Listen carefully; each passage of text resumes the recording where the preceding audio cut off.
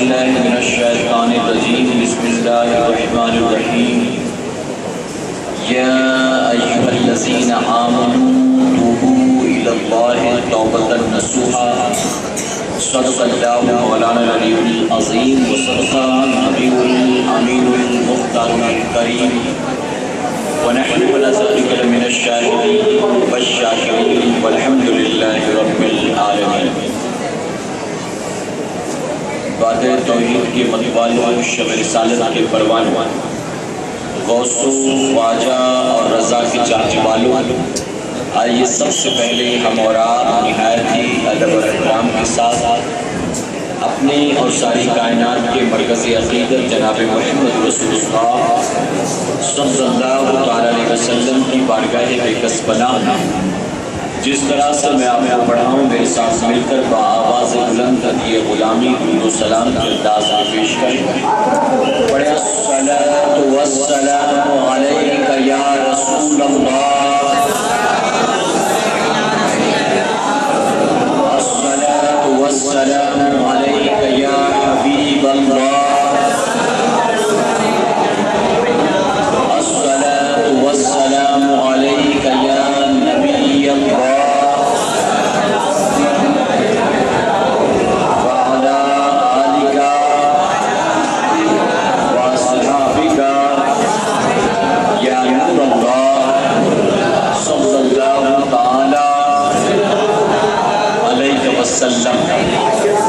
رب کعبہ کی بارگاہ میں ہوا ہے مولا اپنے حبیب صاحب الاولاد صلی اللہ علیہ وسلم کے ہم تمام حاضرین اور سامعین کو تو آج کی شب کی برکتوں سے بھرپور مالا مال فرما، ہمیں خیر وعافیت کے ساتھ مقربی نصیب فرما، اور آج کی رات مولا جو جن جن بندوں کی مغفرت کرنے والا ہے اس میں ہم سب کو، ہمارے ماں باپ کو، ہمارے اہل و عیال کو اور تمام ایمان والے بھائیوں اور بہنوں کو بھی شامل فرما.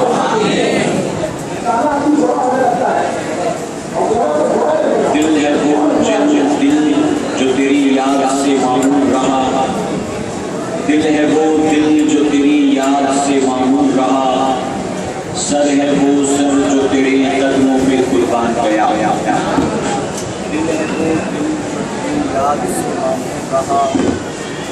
سر ہے وہ سر جو تیرے قدموں پہ قربان گیا، اور انہیں جانا انہیں مانا نہ رکھا غیر سے کام، انہیں جانا انہیں مانا نہ رکھا غیر سے کام، للہ الحمد میں دنیا سے مسلمان گیا.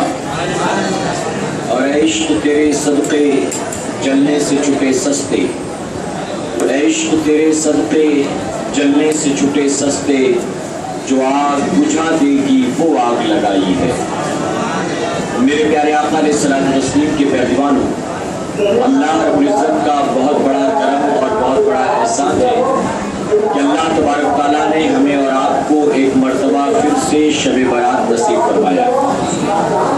آپ جانتے ہیں کہ پچھلے سال اس رات بہت سارے ہمارے بھائی ہماری بہنیں ہمارے ساتھ تھے، لیکن ممکن ہے کہ آج وہ ہمارے ساتھ نہ ہو بلکہ ان کا انتقال ہو چکا.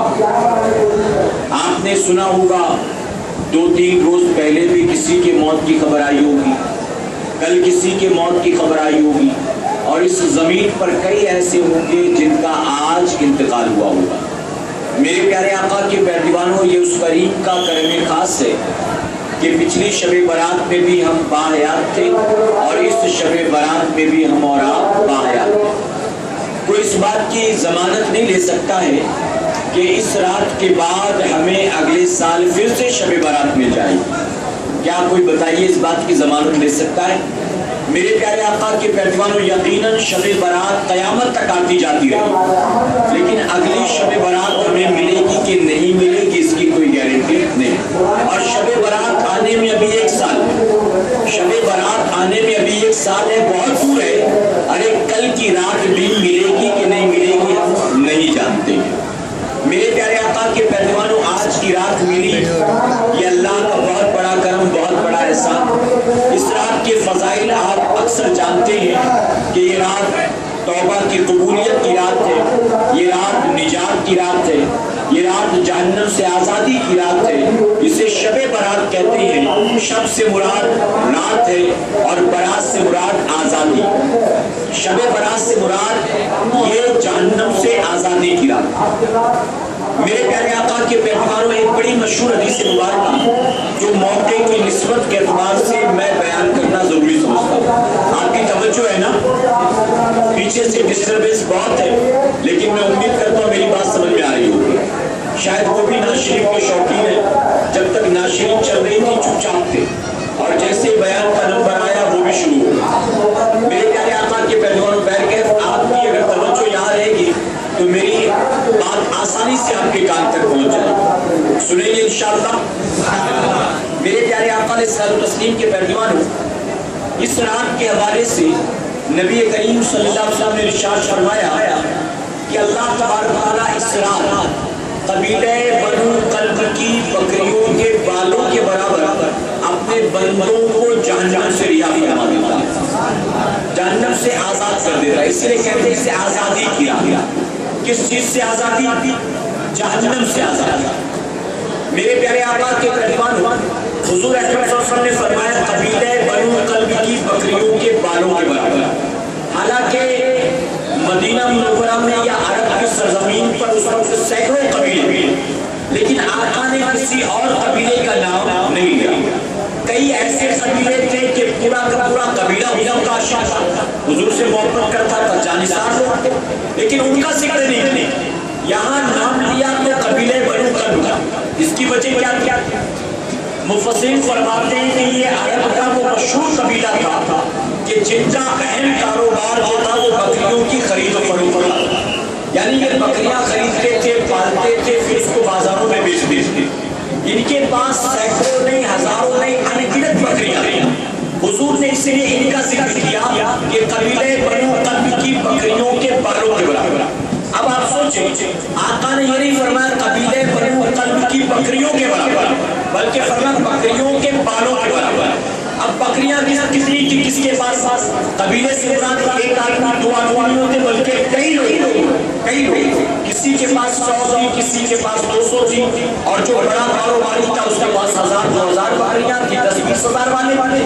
تو کس کے پاس آدمی بکریاں کوئی نہیں جانتا۔ تو آقا نے اس پر بھی یہ نہیں کہا بکریوں کے برابر، بلکہ فرمایا بکریوں کے بالوں کے برابر۔ اب آپ اندازہ لگاؤ، دنیا بڑی ترقی کر چکی، آج دنیا نے اتنی ترقی کر لی کہ ایک انسان کو اگر بخار آ جائے تو وہ بھی ناپ لیتے کہ اس کا ٹیمپریچر کتنا، اس کو بخار جو چڑھا ہے کتنا ہے۔ اگر کسی کا شوگر لیول ہائی ہو جائے، لو ہو جائے، بلڈ پریشر ہائی ہو جائے، لو ہو جائے، تو اس کو بھی ناپ لیتے ہیں۔ بلڈ ٹیسٹ کرتے ہیں جب تو خون کا ایک قطرہ لے کر یہ بھی بتا دیتے کہ اس کا بلڈ گروپ کیا۔ بلڈ کے ذریعے یہ بھی بتا دیتے اس کو کون کون سی بیماری، گرمی آ جائے تو اس کا ٹیمپریچر، سردی ہو جائے تو اس کا ٹیمپریچر، بارش ہو رہی تو کتنی سال بارش ہوگی اس کا اندازہ، دریا میں پانی بھر گیا تو کتنا بڑا اس کا اندازہ۔ مشین پہ گننے کی، نوٹ گننے کی مشین بنا لی گئی۔ تو دنیا نے اتنی ترقیاں کی کہ یہ سب کچھ وجود میں آ گیا، لیکن اب تک کسی سائنسدان نے کوئی ایسی مشین نہیں بنائی کہ وہ انسان کے سر کے بالوں کی گنتی کرے، ہیلمٹ کی طرح وہ پہنا دے اور پھر گن کر بتائے کہ اس کے سر میں 1,356 بال۔ کوئی مشین ایسی بنی؟ اندازن کوئی کچھ بھی کہہ ایک انسان کے سر میں اتنے بال ہوتے ہیں، ایگزیکٹ نہیں بتا سکتے۔ تو ایک انسان کے سر میں کتنے بال مشین نہیں بتا سکتی، ایک انسان کی بھووں میں کتنے بال مشین نہیں بتا سکتی، ایک انسان کی مونچھوں میں داڑھی میں کتنے بال مشین نہیں بتا سکتی۔ تو وہ بکریاں جن کا پورا جسم ہی بالوں سے ڈھکا پڑا ہو، آپ ذرا بتاؤ ان کے بالوں کا کوئی شمار کر سکتا ہے؟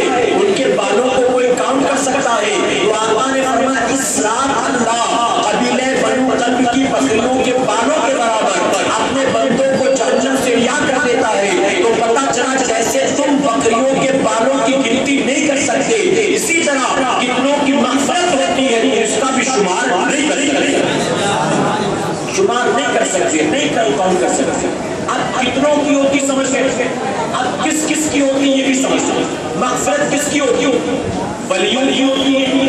آج کی رات کس کی مغفرت؟ متقیوں کی، پرہیزگاروں کی، خوف خدا میں رونے والوں کی، عابد و زاہدوں کی۔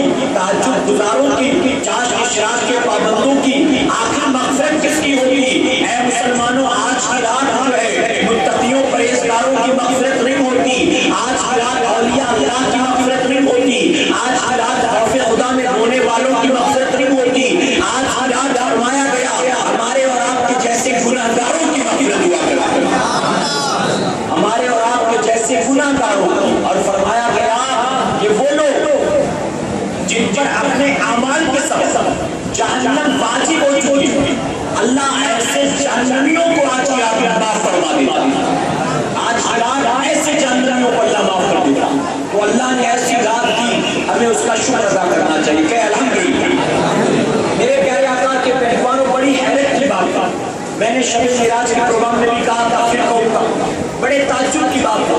شب معراج ہو تو سنی منائے، شب برات ہو تو سنی منائے، شب قدر ہو تو سنی منائے، 11ویں آئے تو ہم، 12ویں آئے تو ہم، کسی ولی کا عرس ہو تو ہم، نظر و نیاز ہو تو ہم، فاتحہ خوانی ہو تو ہم، یہ سارا ہم ہی مناتے۔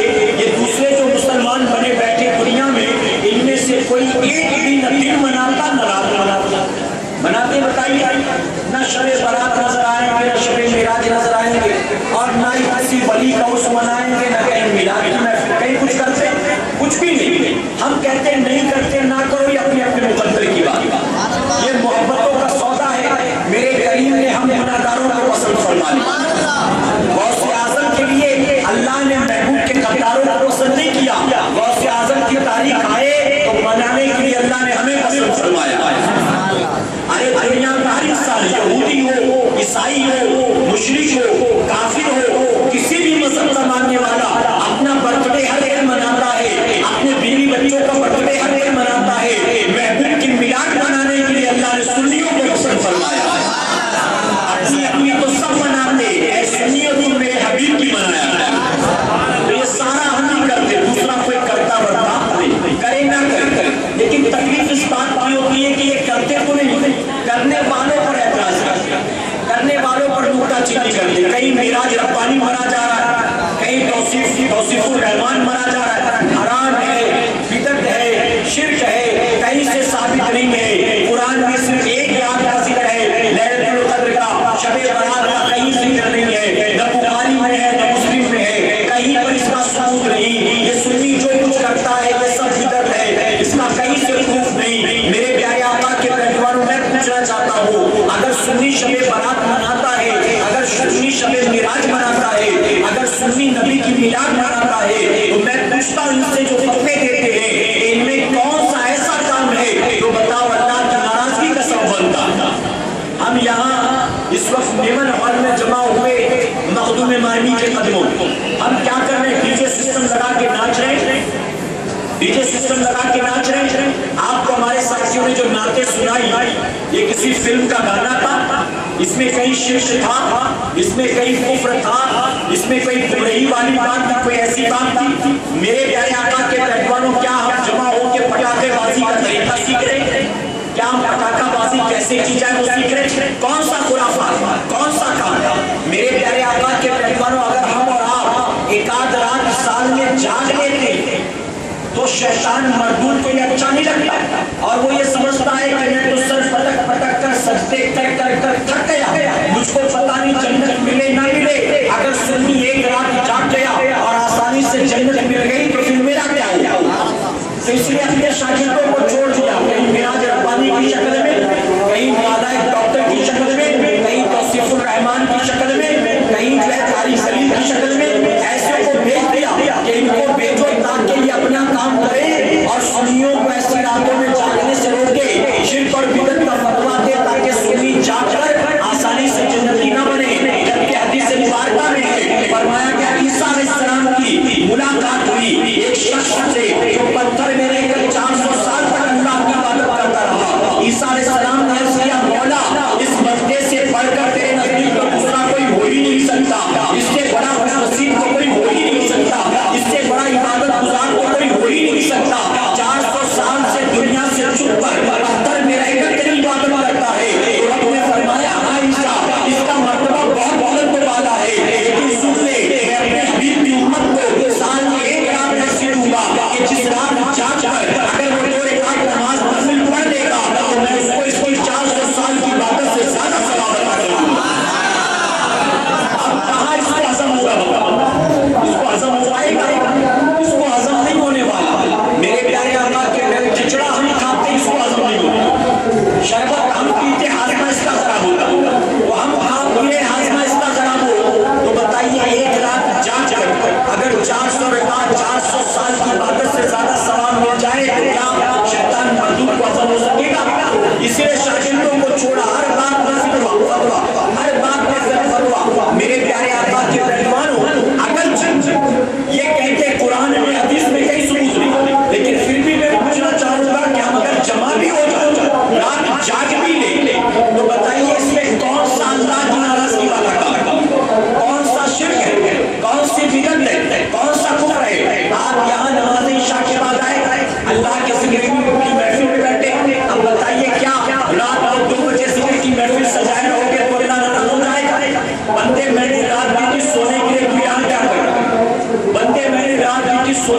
مسجد میں کیا کر رہا ہے؟ تو نماز کیوں پڑھ رہا ہے؟ تو قرآن کیوں پڑھ رہا ہے؟ تو ذکر کیوں کر رہا ہے؟ کیا اللہ ناراض ہوگا؟ میرے پیارے آقا کے مہمانوں، یہ تو ہم اور آپ ہیں کہ ہم جاگنے کے لیے، سجدوں کے لیے، ذکر کے لیے، تلاوت قرآن مقدس کے لیے شب برات، شب معراج، شب قدر کا انتظار کرتے، لیکن اللہ والوں کی زندگی اٹھا کر دیکھ لو، امام اعظم ابو حنیفہ ہو، غوث اعظم ہو، غریب نواز ہو، ارے ان کی زندگی کی ہر رات شب برات ہوا کرتی تھی۔ یہ وہ لوگ ہیں جو جاگنے کے لیے شب معراج، شب برات کا انتظار نہیں کرتے تھے، انہوں نے تو 40 سال تک عشاء کے وضو سے فجر کی نماز ادا کی۔ تو ہم ایک آدھ رات جاگنے تو بھی اس کو پریشان اور یہ فتوے دیتے ہیں۔ میرے پیارے آقا کے مہمانوں، اب اگر آپ سے کل کوئی سوال پوچھ بیٹھے کہاں لکھا، کہاں سے ثابت، تو ضرورت نہیں آپ کو اس کے پیچھے انرجی ضائع کرنے کی، ضرورت نہیں اس کے پیچھے وقت برباد کرنے کی۔ آپ صاف صاف یہ کہہ دو کہ ہم اسلامی اسکالر نہیں ہیں، ہم کوئی عالم نہیں ہیں، ہم کوئی مفتی نہیں ہیں، ہم کوئی قرآن کا بہت زیادہ حفاظت کیے ہوئے نہیں ہیں، ہم سیدھے سادے عقیدہ سنی مسلمان ہیں، ہمارے لیے یہی کافی ہے، اور ہمارے لیے ان چیزوں کی دلیل ڈھونڈنا، ثبوت تلاش کرنا ضروری نہیں ہے۔ ہم تو بس اپنے علماء کو، بزرگوں کو، باپ دادا پردادا کو کرتے چلے آئے دیکھتے ہیں، اور ہم خاموشی سے اس پر عمل کرتے رہے ہیں انشاءاللہ، اور ہم کر رہے ہیں، قیامت تک ہماری نسلیں بھی کرتے رہیں گے انشاءاللہ۔ ہم کو نئے سرے سے اس پر تحقیق کی ضرورت نہیں۔ آگے بات سمجھ آ رہی ہے تو ان کے پیچھے وقت ضائع نہ کریں۔ میرے پیارے آقا کے ترجمان یہ توبہ کی قبولیت کیا، آپ جانتے ہیں نا توبہ کی قبولیت کیا، آپ نے سنا ہوگا، بہت مشہور ہے۔ آج کی رات اللہ کی رحمت آسمان دنیا پر نازل فرمائی، اور اللہ کی رحمت آواز دیتی ہے کوئی مجھ سے بخشش طلب کرنے والے ہے، کوئی مجھ سے روزی میں برکت طلب کرنے والے ہے، کوئی مجھ سے جنت طلب کرنے والے ہے، کوئی غم و پریشانیوں سے نجات طلب کرنے والا، وہ اللہ کی رحمتیں خود بلاتی ہیں، ہے کوئی ہے کوئی ہے کوئی، اے مسلمانوں ایسے میں دامن جو پسار دے گا، کیا بتاؤ اللہ اس کو خالی ہاتھ لوٹائے گا؟ ارے بندہ عرض کرے گا مولا ہر رات اپنی مرضی سے آتا تھا، آج اپنی مرضی سے نہیں آیا، تیری رحمتوں نے بلایا ہے، اب جب بلایا گیا تو خالی ہاتھ کیسے واپس جاؤں؟ تو خوش نصیب ہے وہ لوگ جو اس رات خیر پسارے سوتے نہیں، بلکہ دامن پھیلا کر مانگتے ہیں مولا تیری رحمتیں کہہ رہی ہے کوئی، مجھ سے بڑا سائی کوئی نہیں، مجھ سے بڑا منتا کوئی نہیں، مجھ سے بڑا بھکاری کوئی نہیں، مجھ سے بڑھ کر تیری بارگاہ میں ہاتھ پھیلا کر مانگنے والا کوئی نہیں، اے اللہ مغفرت کرنے والا ہے تو مجھ سے بڑا کوئی گناہگار نہیں، تو مدد کرنے والا ہے تو مجھ سے بڑا کوئی غریب نہیں، اے اللہ تو جنت دینے والا ہے تو مجھ سے بڑا کوئی جہنمی نہیں، اللہ کی بارگاہ میں آج رات بھر مانگو، یقیناً جو مانگو گے میرا پروردگار عطا فرمائے۔ میرے پیارے آقا کے پہلوانوں، یہ توبہ کی قبولیت کیا، آج رات ہمیں اللہ کی بارگاہ میں توبہ کرنی ہے انشاءاللہ۔ اچھا عام طور پر برا مت مانیے، لوگ کہتے ہیں جاگنے کی رات، جاگنے کی رات، میں کہتا ہوں جاگنے کی رات کا ذرا کانسیپٹ سمجھو، صرف جاگنے کی رات نہیں ہے بلکہ جاگ کر اپنی سوئی قسمت کو جگانے کی رات، خود بھی جاگ رہا ہے، سوئی قسمت کو بھی جگا رہا ہے، جاگتا تو الو بھی ہے، جاگتا تو چور چکا بھی ہے، جاگتا تو شرابی بھی ہے، جاگتا تو زنا کے چکر میں زانی بھی ہے، جاگتا تو کہیں واچمین سیکیورٹی گارڈ بھی ہے۔ ہمیں ڈیسائیڈ کرنا ہمیں کیسے جاگنا، الو کی طرح، شرابیوں کی طرح، سیکیورٹی گارڈ کی طرح، چور چکوں کی طرح، ہمیں کیا آواراؤں کی طرح جاگنا ہے، یا ہمیں ایسا جاگنا جیسے غوث اعظم جاگا کرتے ہیں، ہمیں ایسا جاگنا جیسے 40 سال کا غریب نواز جاگتے رہے گئے، ہمیں ڈیسائیڈ کرنا۔ ہم نے راستے میں دیکھا، میرا بیان عمرہ میں تھا، عمرہ کے بعد یہاں پہنچا، پورے راستے میں ہمارا گھروں کی کمی نہیں ہے، بارش ہو رہی تھی، پھر بھی لوگ بائک لے کر نکل گئے، تو وہ یہی کر رہے تھے، ایک کا تو کچھ نہیں، راستے میں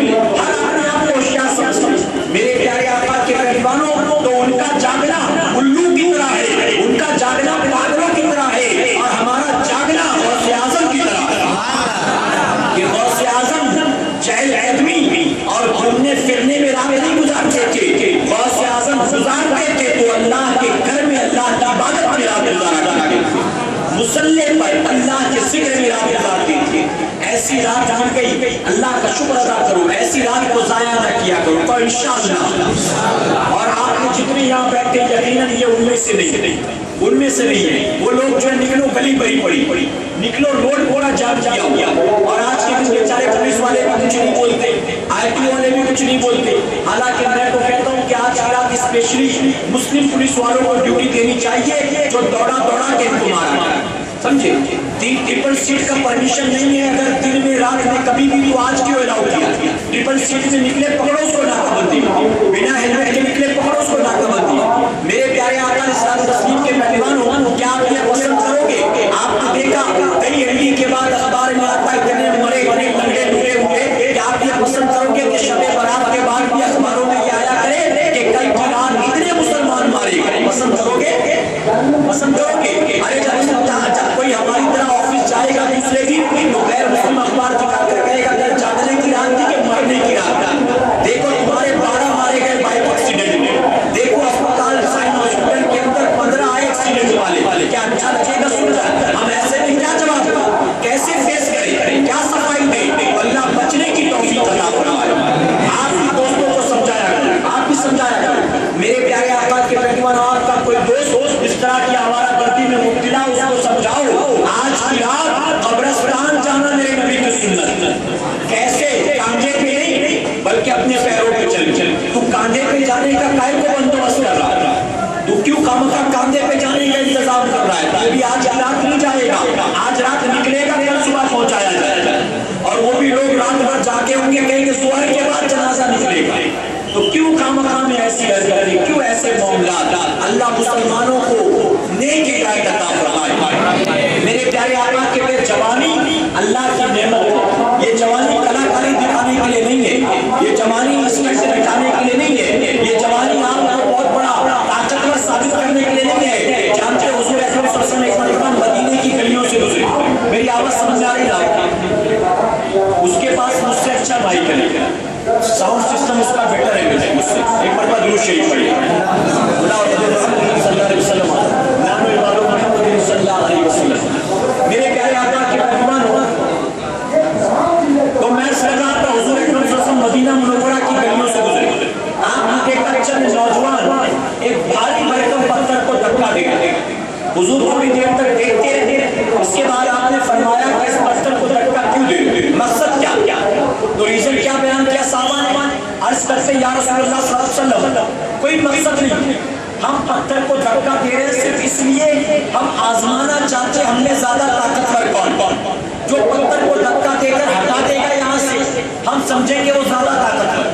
تو حضور اکرم صلی اللہ علیہ وسلم نے فرمایا کیا میں تمہیں طاقت کا حقیقی پیمانہ نہ بتا دوں, کیا میں تمہیں طاقت کا حقیقی معیار نہ بتا دوں؟ تو عرض کرتے یا رسول اللہ صلی اللہ علیہ وسلم ہمیں بتائیں حقیقی پیمانہ کیا, حقیقت میں طاقتور کون؟ تو حضور اکرم صلی اللہ علیہ وسلم فرماتے ہیں پتھر کو دھکا دے کر دور تک پہنچانے والا طاقتور نہیں ہے. پتھر کو دھکا دے کر دور تک تو پہنچائے وہ طاقتور نہیں, بلکہ تم میں طاقتور سب سے زیادہ وہ ہے جو اپنے نفس پر قابو کر لیا, اپنے نفس. اور آج پتھر کو دھکا دینے والے سینکڑوں مسلمان, اپنے نفس پر قابو کرنے والا الا ماشاءاللہ شاید کوئی ملتا ہے. میرے پیارے آقا کے مہمانوں, اپنے نفس پر قابو کرنے والا ہمارے اور آپ کے جیسا نہیں ہوتا. نفس پر قابو کرنے والا تمہیں کوکر بن جایا کرتا, نفس پر قابو کرنے والا غریب نواز بن جایا کرتا. نفس پر جو قابو کر لے جائے وہ امیہ کے کوڑے کھاتا ہے لیکن برداشت کر کے وقت کا امام بن جایا کرتا. تو نفس پر قابو کرنے والا ولی ہوتا, نفس پر قابو کرنے والا علی ہوتا, نفس پر قابو کرنے والا ہمارے اور آپ کی طرح نہیں ہوتا. اور نفس پر قابو کرنا یہ سب سے بڑا طاقت کا معیار ہے. اللہ عمل کی توفیق عطا فرمائے. میرے پیارے آقا کی مہمان آج کی رات کے بڑے فضائل ہیں. میں کچھ مسئلے بتاؤں قبرستان کے حوالے سے اور اس کے بعد کچھ باتیں جو ہیں جو آیت کریمہ میں نے تلاوت کی اس کے حوالے سے پیش کرنے کا اجازت ہے آپ. اچھا آپ میں سے کتنے لوگ قبرستان جا کر آئے ہیں بتائیے ذرا. ماشاءاللہ. اچھا جو نہیں گئے وہ جائیں گے نا انشاءاللہ, جائیں گے نا. گاندھی کی بات نہیں کر رہا, وہ تو پکا ہے, وہ تو پکا ہے. بہت سے ایسے ہوتے ہیں جو جیتے جی نہیں جاتے, جیتے جی نہیں جاتے, کہتے کہاں سے ثابت, کہاں سے ثابت, ان کو پکڑ کے لے جایا جاتا ہے کامیاب. اپنے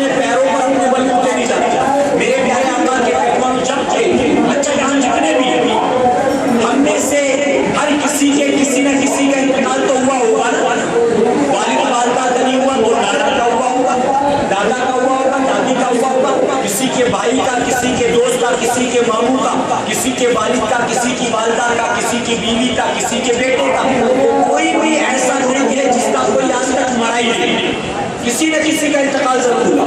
فرمایا گیا کہ ماں باپ کے انتقال کے بعد اولاد پر ان کا یہ حق ہے کہ جب وہ قبروں کے قریب سے گزرے تو ماں باپ کی قبر پر ضرور حاضری دیا گیا، ضرور حاضری دے، اور فرمایا گیا جو اپنے والدین کی قبر پر حاضری کا پابند ہوتا ہے جب اس کا انتقال ہوتا ہے تو اس کی قبر پر اللہ کے فرشتے آیا کرتے ہیں، اللہ کے فرشتے۔ تو اب ہمیں چاہیے ہم قبروں پر جایا کریں کہ انشاءاللہ، اور آج کی رات خصوصاً جانا آقا کی سنت ہے، جو نہیں گئے ہیں وہ انشاءاللہ سحری کے بعد فجر سے پہلے کوشش کریں کہ وہ ضرور جائیں، آج جا کر آج ہی رات میں جانا شمار کرا دیں کہ انشاءاللہ۔ اور ویسے بھی جمعہ کو قبرستان جانا میرے آقا کی سنت ہے، تو کوشش کیا کریں کہ جمعہ چلے جایا کریں تو انشاءاللہ۔ ارے محبت سے کہیں آپ تھکے تو نہیں ہیں میرے بھائی، میرے پیارے آقا کے پیغمبروں تو کوشش کرو کہ جمعہ چلے جایا کریں، ٹھیک ہے؟ اللہ رب العزت قرآن مقدس میں ارشاد فرماتا ہے یا ایھا الذین آمنوا توبوا الی اللہ توبۃ نصوحا۔ اب یہ توبہ کی آیت میں کچھ باتیں توبہ کے بارے سے پیش کروں گا، اجازت ہے آپ سنیں گے؟ آپ ایک مرتبہ پورا مجمع درود شریف پڑھیں۔ السلام علیکم شریف پڑھ لیں آپ۔ الصلاۃ والسلام علیک یا حبیب اللہ صلی اللہ علیہ وسلم۔ میرے پیارے آقا کے پیغمبر، میری آواز سمجھ میں آ رہی ہے؟ سنائی دے رہا ہے؟ اب اگر مائک بند ہوا تو میں بیان ختم کر دوں گا، اس کی وجہ کے لیے پولیس والے آپ کے ڈسٹرب نہیں کر رہے، یہ مبلغین ہی ہیں جو بند کر رہے ہیں بار بار۔ وہ فری ہوں گے، میں فری نہیں ہوں، میں ایک جگہ بیان کر کے آیا ہوں اور ابھی مجھے ایک جگہ اور جانا ہے، اور وہاں جا کر ذکر دعا بھی کرنا ہے، وہاں جا کر مجھے سحری بھی کرنی ہے انشاءاللہ۔ میرے پیارے آقا کے پہلوانوں، دن بھر روزہ رکھنے کے بعد رات کا کھانا کھائے بغیر آپ کے سامنے حاضر ہوں، آپ کے لیے نہیں اپنی ذات کے لیے دعا کریں اللہ قبول فرمائے۔ تو آپ تھوڑا سا مجھے برداشت کریں، میں اپنی گفتگو ختم کروں گا انشاءاللہ بہت جلد۔ مجھے 3 بجے تک انشاءاللہ اللہ پہنچنا، 2:30 کا ٹائم دیا تھا، 3 تک انشاءاللہ پہنچ جاؤں گا۔ میرے پیارے آقا علیہ الصلوۃ والسلام کے پہلوان ہوں تو رب فرماتا ہے یا ایھا الذین آمنوا توبوا الی اللہ توبۃ نصوحا، جس کا مفہوم ہے ایمان والو اللہ کی بارگاہ میں سچی توبہ کرو، ایسی توبہ جو توبۃ نصوحا ہو، نصیحت آمیز توبہ، سچی توبہ۔ آپ نے بہت سارے مسلمانوں کو دیکھا ہوگا کہ وہ اپنے گالوں پر نماز کے بعد تماچے مارتے ہیں، بہت سے ایسے جو جن پر تسبیح لے کر استغفر اللہ استغفر اللہ استغفر اللہ کا ورد کرتے ہیں، بہت سے ایسے ہیں جو سلام پھیرنے کے بعد یوں اپنے گالوں کو مروڑتے ہیں، دیکھا ہے آپ نے؟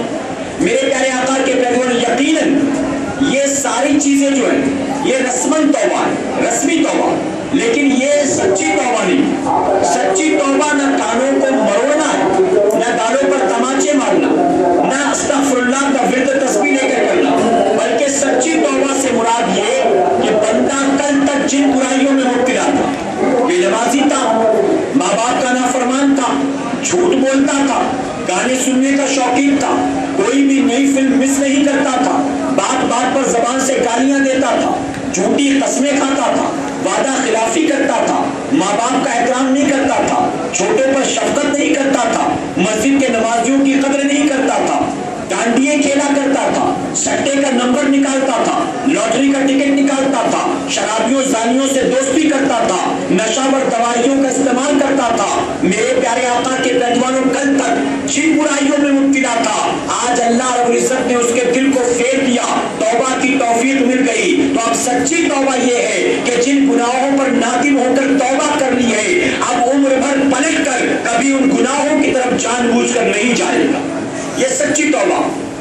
گالیاں دیتا تھا، احساس ہوا غلطی کا، جانتے ہو گالی دینا، آج بہت سارے مسلمان ایسے ہیں جن کی زبان پر گالی ہوتی، جن کی زبان پر ان کا کوئی سینٹنس مکمل ہی نہیں ہوتا جب تک کہ ماں یا بہن کو یاد نہ کر لے، چاہے چاہے اپنی کہہ کسی اور کی، لیکن زبان سے گالیاں مسلسل آتی. یاد رکھو اس بات کو. مولا علی کرم اللہ وجہ الکریم فرماتے ہیں کہ جو بندہ گالیاں دیتا، جتنی گالی زبان سے نکلتی ہے وہ کاؤنٹ کرے، اسے یاد کر لے، ان ساری گالیوں کو اس کی قبر میں بچھو کی شکل میں تبدیل کر کے داخل کیا جائے گا. جتنی گالیاں، اب میں کہوں گا آپ سے گالیاں دینے کا بڑا شوق ہے تو رجسٹر بھی رکھ لینا اور مرتے وقت وصیت کر دینا کہ کوئی ایسا پاورفل زہر قبر میں رکھ دے کہ بچھو آئے تو صحیح لیکن وہ کھا کے مر جائے، آپ کو کاٹنے نہ پائے. آپ ماں باپ کو یہ وصیت کر لینا، بیوی بچوں کو وصیت کر لینا کہ میں عمر بھر گالیاں دیتا رہا، عادت پڑ گئی تھی، کیا کرتا، بچ تو نہ پایا، لیکن بچھوؤں سے بچنے کے لیے میں وصیت کرتا ہوں کہ کوئی زہر رکھ دینا پاورفل. کیا بتائیے کام بن سکے گا؟ میرے پیارے آقا کے پیروان، وہاں کے بچھو، قبر کے بچھو، دنیا کے بچھوؤں کو کبھی دیکھا ہوگا؟ ممکن ہے آپ نے نہیں دیکھا ہوگا، تو جنہوں نے دیکھا ان سے پوچھو. گاؤں دیہاتوں میں رہنے والے جانتے ہیں، اور جن کو کاٹا ہے وہ تکلیفیں بھی جانتے ہیں، اور جنہوں نے اس تکلیف میں کسی کو تڑپتا دیکھا ہے وہ تکلیف دیکھ کر تڑپنے والے کو سمجھ سکتے. میرے پیارے آقا کے پیروانوں، قبر کا بچھو دنیا کے بچھو کی طرح نہیں ہوتا، بلکہ فرمایا قبر کے بچھوؤں کا حال یہ ہوگا کہ اونٹ کی گردن جتنی لمبی ہوتی ہے اتنے لمبے چوڑے موٹے تو قبر میں بچھو ہوں گے. تو ذرا سوچو آپ کو لیٹنے کی جگہ کہاں ہوگی؟ دن میں 10 گالی دی، 40 سال زندہ رہا تو کاؤنٹ کر لے، سال میں 365 دن، 365 into 40 years کتنے بچھو ہوں گے قبر میں؟ تو پوری قبر بچھوؤں سے بڑی پڑی ہوگی، ٹوٹ کر کہاں جائے گا؟ کروٹ لینے کو جگہ ہوگی، ہاتھ پیر ہلانے کو جگہ ہوگی. آج توبہ کی رات ہے، آج کی رات توبہ کرو گے، گالی گلوچ سے بچو گے انشاءاللہ. میرے پیارے آقا کے پیروانوں، جو نہیں دیتا وہ صاحب کمال نہ سمجھے اپنے آپ کو. یہ جو بات بات میں یار اس کی ماں کا، بات بات میں یار اس کی بہن کا، بات بات میں یار فلاں ایسا، اس برائی سے بچو. یقیناً آپ نے آج کی رات گالی گلوچ سے توبہ کر لی، اللہ آپ کو قبر میں بچھوؤں کے ڈنگ سے محفوظ فرمائے گا. تو جس گناہ سے توبہ کی، اب سچی توبہ یہ کہ پوری زندگی کبھی اس گناہ کی طرف جان بوجھ کر نہیں جائے گا. کہ انشاءاللہ بے نمازی تھا، اللہ نے توبہ کی توفیق دی، اب جان بوجھ کر کبھی نماز قضا نہیں کرے گا. لوگوں کی غیبت کرتا تھا، اللہ نے سچی توبہ کی توفیق دی، اب جان بوجھ کر کبھی کسی کی غیبت میں مبتلا نہیں ہوگا. میرے پیارے آقا اسلام تسلیم کے بیٹوانوں، جانتے ہو غیبت کیا ہے؟ شیطان مردود کے ہاتھ میں ایک مرتبہ شہد تھا، پوچھنے والے نے کہا یہ شہد کیسی چیز ہے؟ اس نے کہا کہ جانتے ہو یہ کیا ہے؟ یہ در حقیقت میں غیبت کی لذت ہے. میں جب کسی مسلمان کے ہونٹ پر اس کو لگا دیتا ہوں تو اس کا مزہ لینے لگتا ہے اور اسے چاٹنے لگتا ہے. تو گویا شیطان مردود کہتا ہے غیبت جو ہے یہ شہد کی طرح ہے، جب میں کسی کے ہونٹوں پر لگا دیتا ہوں تو اس کے مزے لینے میں مصروف ہو جاتا ہے. اور ہم اور آپ بھی ہیں، ہمیں غیبت کرنے میں بڑا مزہ آتا ہے، ہمیں اپنے گریبان میں جھانکنے کی فرصت نہیں ہے، ہم لگے رہتے یار فلاں ایسا ہے، دماغ کا ایسا ہے، وہ ایسا ہے. اور بعض اوقات تو ہمارا آپ کا معاملہ یہ کہ کسی ایک سے اگر کوئی غلط معاملہ ہو جائے تو ہم اس کا الزام سارے لوگوں پر لگا دیتے.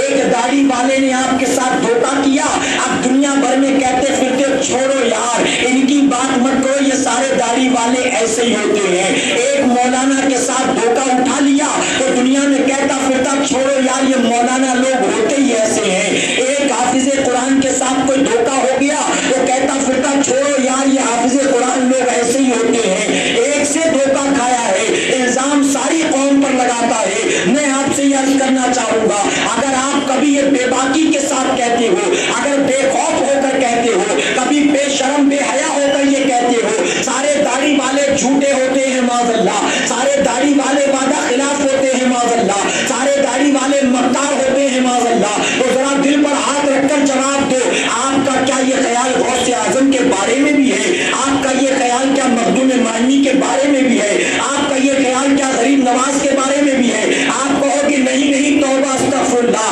ہم نے اللہ والوں کے بارے میں کیسے کہہ سکتے ہیں؟ تو زبان دراز کرنے سے پہلے کیوں نہیں سوچا؟ تو نے یہ نہیں کہا کہ ایک داڑھی والا دو داڑھی والا ایسا ہوتا، تو نے کہا سارے داڑھی والے، تو گویا غوث اعظم بھی تو داڑھی والے تھے، وہ بھی اس میں شامل ہو گئے. ابو بکر صدیق بھی تو داڑھی والے تھے، وہ بھی اس میں شامل ہو گئے. تو تجھے کہنے سے پہلے سوچنا چاہیے تھا، تجھے کہنے سے پہلے سمجھنا چاہیے تھا. اگر کسی ایک سے دھوکہ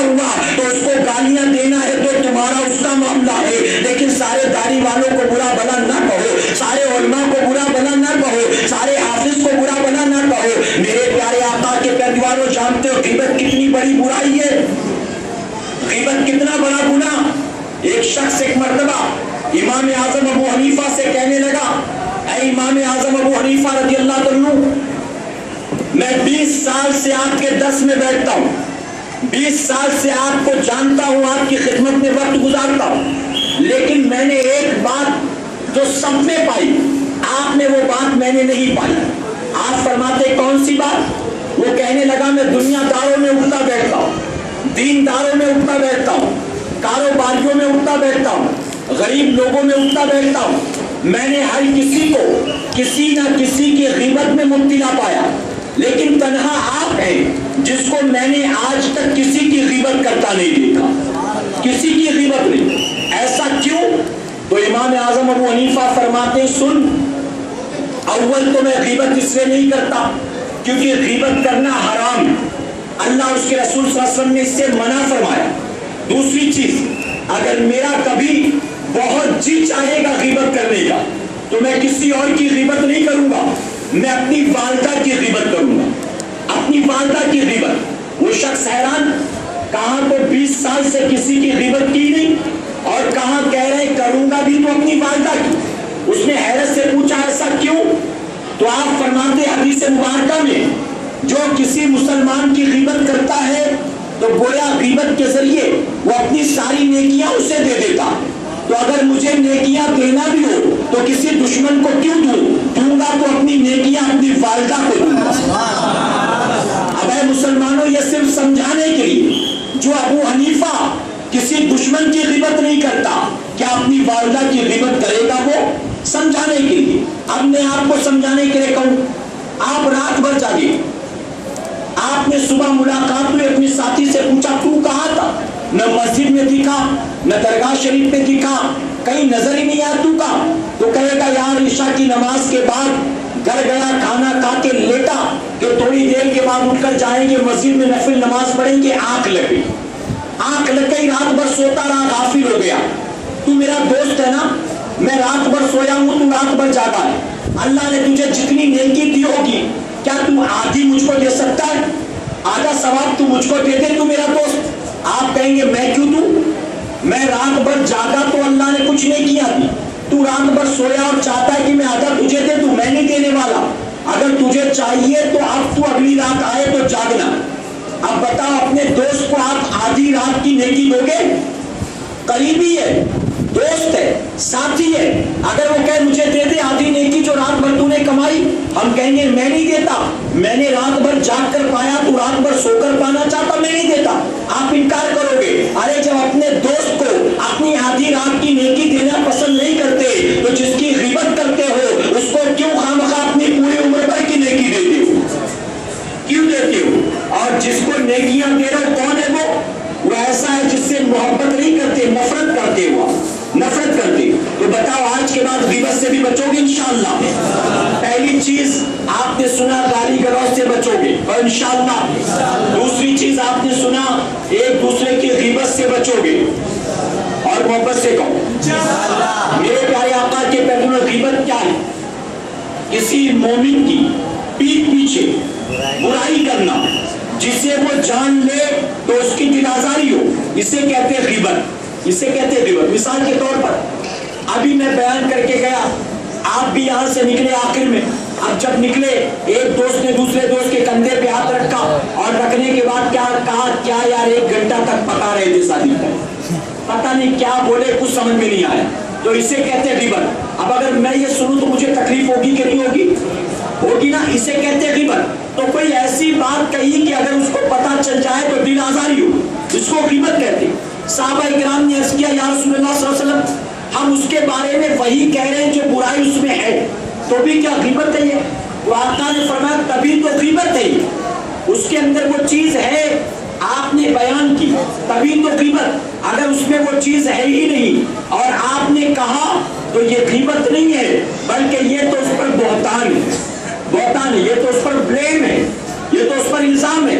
اور فرمایا کہ بہتان یہ غیبت سے زیادہ سخت، زیادہ سخت۔ مثال کے طور پر آپ نے کسی کو کہا یار چور ہے وہ آدمی، 1 نمبر کا چور ہے، حالانکہ چور نہیں ہے بیچارہ، چور نہیں ہے۔ بعض لوگوں کی عادت ہوتی کہتے چھوڑو تو شیطان ہے. اس سے کیا نیکی کی توقع کرنا, وہ تو شیطان ہے. اس کا تو سارا شیطانی عمل. کہتے کہ نہیں کہتے, کسی کو شیطان کہہ دیتے, کسی کو جھوٹا کہہ دیتے, کسی کو کہتے ایک نمبر کا مکار ہے وہ. ارے اگر وہ مسجد میں بیٹھ کر رو بھی رہا ہو تو اس کے آنسوؤں پر بھی یقین نہیں, کہتے ہو تو ایک نمبر کا مکار. اس کے آنسو کے چکر میں نہیں آنا, وہ دھوکے باز آدمی ہے.